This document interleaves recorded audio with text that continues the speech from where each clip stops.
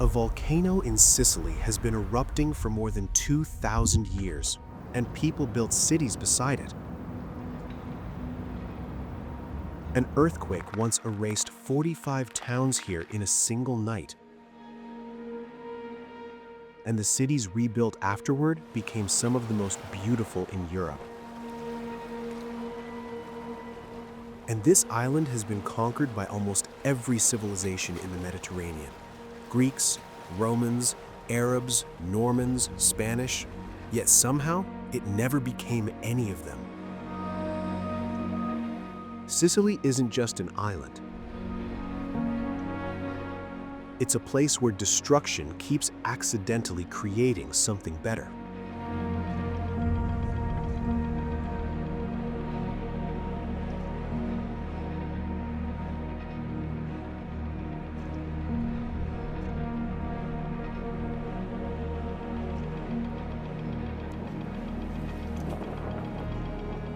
Sicily sits at the exact center of the Mediterranean Sea.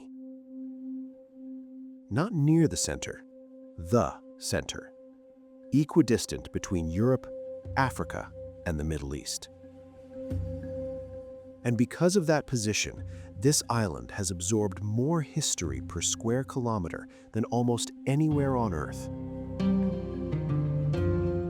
In the next 15 minutes, we follow the single contradiction that explains Sicily better than anything else: the strange relationship between creation and destruction.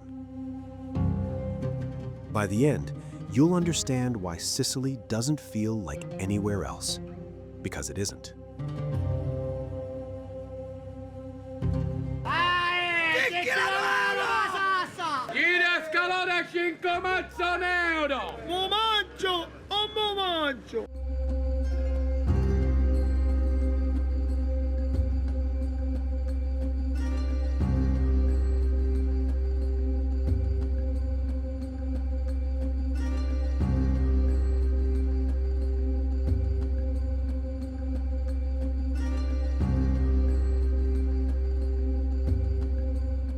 A few things you should know before we begin.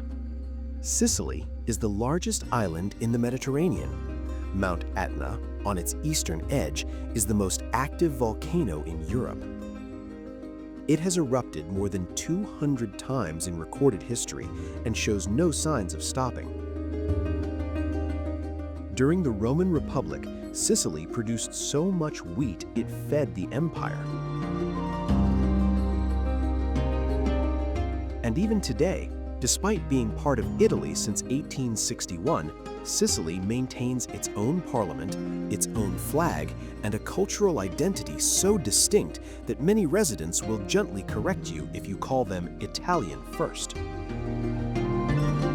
One more thing, archaeologists here regularly uncover things they weren't expecting. The soil keeps revealing evidence that the ancient Mediterranean was more complicated than we thought. Now, let's begin. We start where the island itself begins, with fire. The ground is black, not dark brown, not gray, black, and faintly warm through the soles of your boots, because what you're standing on was molten rock within living memory. Ahead of you, pale smoke drifts from the crater. This is Mount Etna. 3,357 meters tall. Its base spreads nearly 140 kilometers across eastern Sicily. On clear days, it is visible from the Italian mainland, 250 kilometers away. Etna isn't just scenery. Everything on this island is arranged around it. What the volcano does to the soil is extraordinary. As lava cools and breaks down, it creates mineral-rich earth unlike almost anything produced through normal geology. Wines grown here carry a flavor sommeliers call volcanic. 30 years ago, these vineyards were nearly worthless. Today, some sell for millions. The same lava that destroys orchards is the reason those orchards exist. Etna has buried towns, forests, and roads for centuries, and every time it does, something grows back stronger.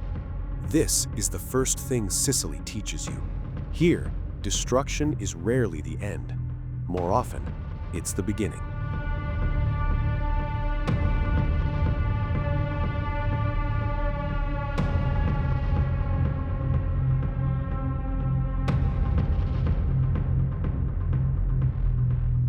Three hours southwest, the landscape changes. Volcanic black becomes rolling gold. And then, on a ridge above the sea, something appears that makes you slow down. 7 Greek temples, built in the 5th century BC, still standing. The Valley of the Temples in Agrigento is one of the greatest collections of ancient Greek architecture anywhere on Earth. And it isn't even in Greece. The Greeks arrived here in 582 BC and founded the city of Agrigento. Within 2 centuries, it became one of the wealthiest cities in the Greek world. Historians estimate its population reached 200,000, comparable to Athens itself. The Temple of Concordia remains the most intact. 34 Doric columns rising more than 13 meters into the air. Built in 440 BC, it survived the Middle Ages for one simple reason. A bishop converted it into a church. The pagan temple became Christian architecture. Destruction turned into preservation. Standing here, the past doesn't feel distant, it feels structural. As if history in Sicily isn't behind you, it's underneath you, still holding everything up.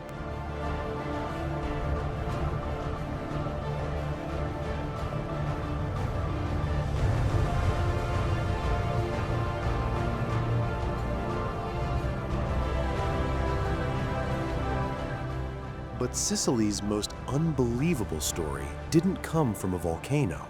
It came from an earthquake. In 1693, a single tremor erased 45 cities across southeastern Sicily. Tens of thousands of people died in one night. Entire civilizations disappeared beneath rubble. But what rose afterward became one of the most extraordinary architectural experiments in Europe.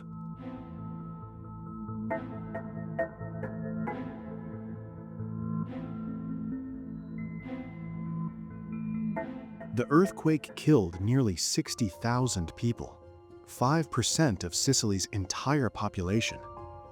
What existed before had been medieval, narrow streets, dense stone towns, fortified and cramped. The cities rebuilt afterward were something completely different. Entire towns redesigned from scratch in the dramatic Baroque style sweeping Europe at the time. Wide streets, grand staircases, facades covered in carved stone faces, angels, lions, and twisting vines.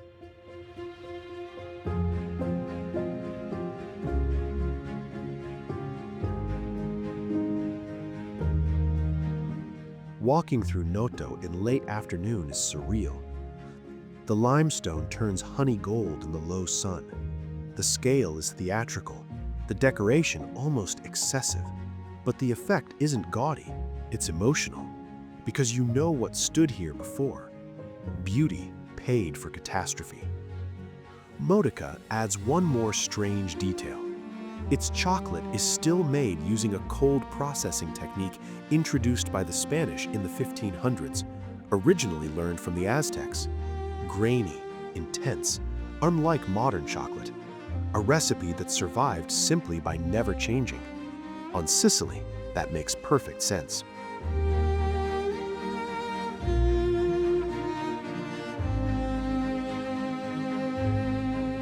Now northwest, to Palermo, the island's capital, a city inhabited continuously for 2,700 years, and it looks like it. Arab street layouts twist through the historic center, designed to create shade and guide wind through the city. Turn down almost any alley and you'll be lost within minutes, but pleasantly so, because every corner reveals something improbable. A Norman cathedral, a Byzantine mosaic, a church built by a Norman king, decorated by Arab craftsmen with Byzantine mosaics above them. The Cappella Palatina inside the Norman palace might be the most concentrated expression of Sicilian history anywhere. Islamic muqarna ceilings, Christian mosaics, Norman architecture. Three civilizations sharing the same ceiling, not competing, coexisting. Palermo does not perform itself for visitors. It simply exists, and you're welcome to keep up. Even today, construction crews here occasionally uncover ancient ruins while digging foundations. Another reminder that in Sicily, the past is never buried very deep.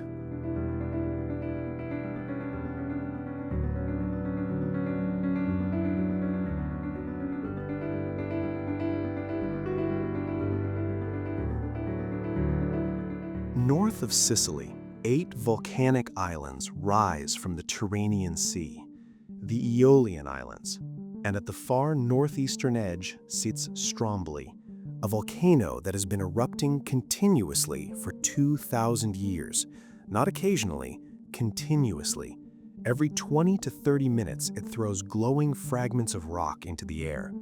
Ancient sailors navigating the Mediterranean used it as a lighthouse. They called it the Lighthouse of the Mediterranean. The hike to the summit takes 3 hours. Black volcanic sand shifts underfoot. Above the tree line, the mountain becomes silent and lunar. At dusk, the eruptions become visible. Orange flashes against the darkening sky. The explosions arrive low and physical. 2,000 years, the same rhythm, the same glow Bronze Age sailors once followed across the sea. Standing here, next to something that has been burning since before Rome existed, the permanence of the modern world starts to feel temporary. Sicily has been destroyed many times. Volcanoes have buried towns. Earthquakes have leveled cities. Empires have come and gone. But destruction here rarely ends the story. It simply changes it. The Arab streets of Palermo were built on Roman ones. Norman churches rose inside former mosques. Baroque cities replaced medieval rubble. Every layer was built on another. What Sicily understands, perhaps better than anywhere else in Europe, is that endurance isn't about resisting change. It's about absorbing it, taking what arrives, holding what matters, and building again with whatever remains. 3,000 years of exactly that. The evidence is everywhere, if you look long enough to see it. On most islands, history feels like something that happened long ago. On Sicily, it still feels like it's happening.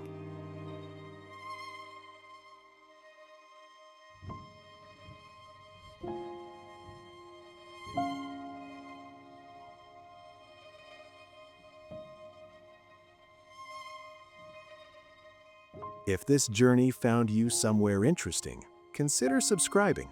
More places like this are coming. And tell me in the comments, which of these places pulled you the most? Mount Etna? The Baroque cities of Val di Noto? Palermo's layered history?